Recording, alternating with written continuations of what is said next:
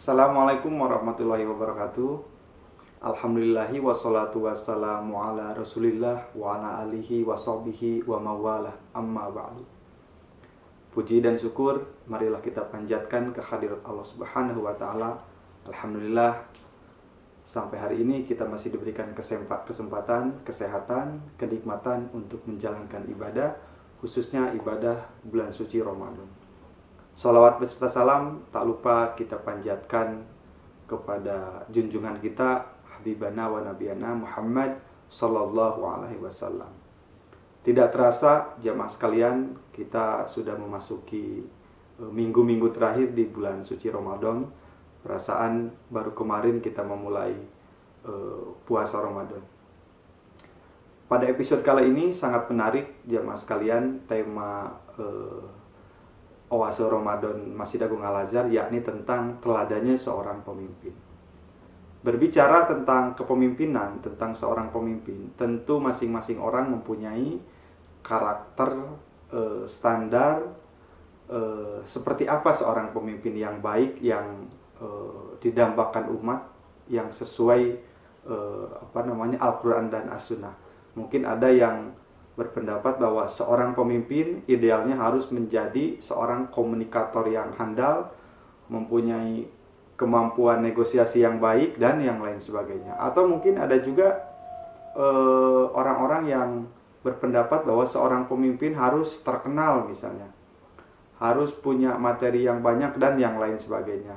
Tentunya semua orang punya karakter dan kriteria masing-masing.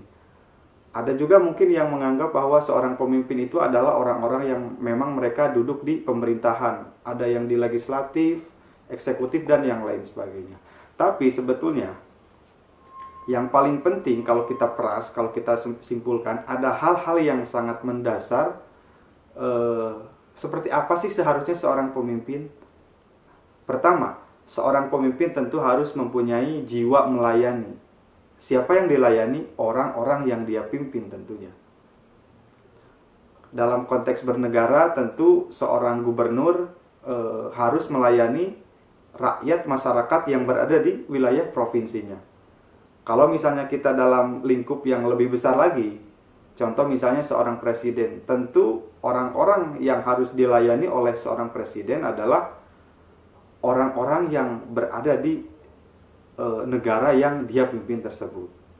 Nah makanya sangat penting sekali untuk seorang pemimpin punya jiwa untuk melayani, bukan melayani pihak-pihak tertentu, misalnya golongan dia sendiri atau misalnya keluarganya. Tapi seorang pemimpin harus mampu dan mau melayani orang-orang yang dia pimpin. Contoh misalnya zaman dahulu Umar bin Khattab pernah berkeliling suatu malam, berpatroli di tengah-tengah kampung, dan ternyata di saat beliau berpatroli, beliau menemukan salah satu warganya, rakyatnya sedang memasak batu.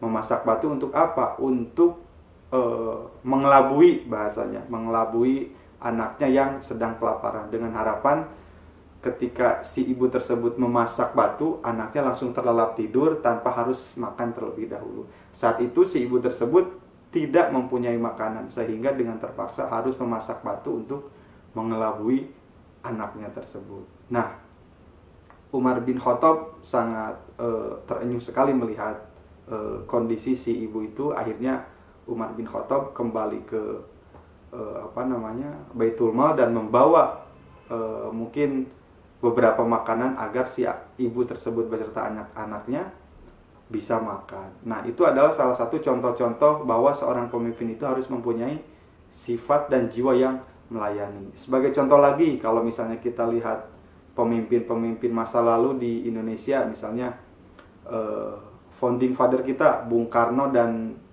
Bung Hatta, mereka rela dibuang, mereka rela meninggalkan kepentingan-kepentingan pribadi untuk bangsa dan negaranya, untuk masyarakat Indonesia. Sampai akhirnya Bung Hatta pun pernah berjanji beliau tidak akan menikah sampai Indonesia merdeka. Nah, dan itu kejadian ternyata. Bung Hatta baru menikah setelah Indonesia merdeka. Itu saking sibuknya Bung Hatta dan Bung Karno melayani rakyat Indonesia. Nah, kemudian yang kedua yang harus dimiliki oleh seorang pemimpin adalah jiwa teladan. Seorang pemimpin harus mampu memberi contoh dalam hal apapun kepada orang-orang yang dia pimpin, kepada pengikut-pengikutnya. Entah itu dari perbuatan, akhlak, bahkan sampai hal-hal yang sederhana, misalnya cara berpakaian. Kita bayangkan kalau misalnya ternyata ada seorang pemimpin yang tutur katanya tidak baik, menyakiti anggotanya, menyakiti pengikutnya, atau dan yang lain sebagainya. Nah, makanya seorang pemimpin itu harus mempunyai jiwa teladan, sifat teladan dalam hal apapun. Kemudian, yang ketiga, seorang pemimpin harus mempunyai sifat yang jujur. Jujur ini sangat mahal sekali hadirin sekalian. Karena kenapa? Karena banyak orang yang pintar, banyak orang yang lulusan dari luar negeri, banyak politisi-politisi katakanlah yang dia kuliahnya beasiswa di luar negeri dan yang lain sebagainya. Secara kepintaran mereka sangat luar biasa sekali. Tapi dalam hal kejujuran belum tentu. Nah, ini yang sering kita temukan mungkin di zaman sekarang ini. Kita akan gampang sekali menemukan orang yang pintar, kemampuannya luar biasa sekali, tapi ketika dia diberikan amanah, ternyata dia tidak mampu menjalankan amanah yang dia emban tersebut. Sampai akhirnya terjadilah korupsi, terjadilah nepotisme dan yang lain sebagainya. Nah, seorang pemimpin yang mempunyai sifat jujur tentunya dia akan selalu mengeluarkan kebijakan-kebijakan yang memang pro rakyat, bukan pro kelompok-kelompok tertentu atau misalnya partainya. Nah, yang paling penting dari yang saya sampaikan tadi yaitu adalah tentang iman. Seorang pemimpin harus mempunyai iman yang mantap. Kenapa? Karena ketika seseorang memimpin dengan iman, dia akan selalu yakin dalam hatinya, akan selalu mengingat bahwa kepemimpinan dia akan selalu dipertanggungjawabkan nanti di akhirat. Seorang pemimpin yang mempunyai iman juga akan selalu merasa diawasi bahwa apa yang dia lakukan, kebijakan yang dia keluarkan itu akan selalu diawasi oleh Allah Subhanahu wa taala. Nah, maka ketika seseorang pemimpin imannya sangat mantap, maka dia akan selalu memikirkan bagaimana caranya mensejahterakan orang yang dia pimpin, pengikut-pengikut yang dia pimpin. Bukan kelompok-kelompok tertentu, bukan partai-partai tertentu. Nah, jadi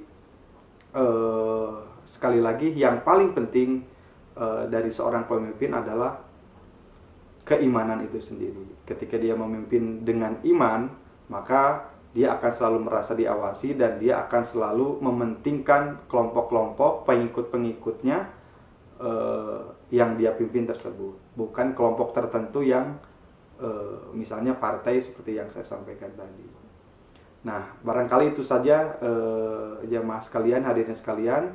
Mudah-mudahan di tengah krisis kepemimpinan yang sampai saat ini belum menemukan solusi, kita bisa menemukan akan lahir sosok-sosok pemimpin yang memang didambakan oleh negara dan tentu sesuai Al-Quran dan As-Sunnah. Sekian, itu saja yang dapat saya sampaikan. Mohon maaf barangkali ada yang kurang berkenan, ada kesalahan. Jangan lupa saksikan terus YouTube Masjid Agung Al-Azhar dengan tema-tema yang tak kalah menarik. Assalamualaikum warahmatullahi wabarakatuh.